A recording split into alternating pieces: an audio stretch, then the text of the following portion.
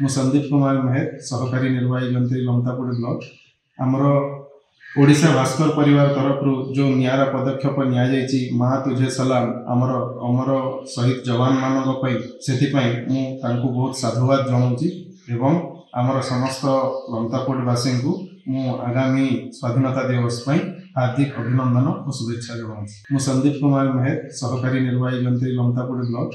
ଆମର ଓଡ଼ିଶା ଭାସ୍କର ପରିବାର ତରଫରୁ ଯେଉଁ ନିଆରା ପଦକ୍ଷେପ ନିଆଯାଇଛି ମା ତୁଝେ ସଲାମ ଆମର ଅମର ଶହୀଦ ଯବାନମାନଙ୍କ ପାଇଁ, ସେଥିପାଇଁ ମୁଁ ତାଙ୍କୁ ବହୁତ ସାଧୁବାଦ ଜଣାଉଛି ଏବଂ ଆମର ସମସ୍ତ ଲମତାପୁରବାସୀଙ୍କୁ ମୁଁ ଆଗାମୀ ସ୍ୱାଧୀନତା ଦିବସ ପାଇଁ ହାର୍ଦ୍ଦିକ ଅଭିନନ୍ଦନ ଓ ଶୁଭେଚ୍ଛା ଜଣାଉଛି। ମୁଁ ସନ୍ଦୀପ କୁମାର ମେହେର, ସହକାରୀ ନିର୍ବାହୀ ଯନ୍ତ୍ରୀ ଲମତାପୁର ବ୍ଲକ।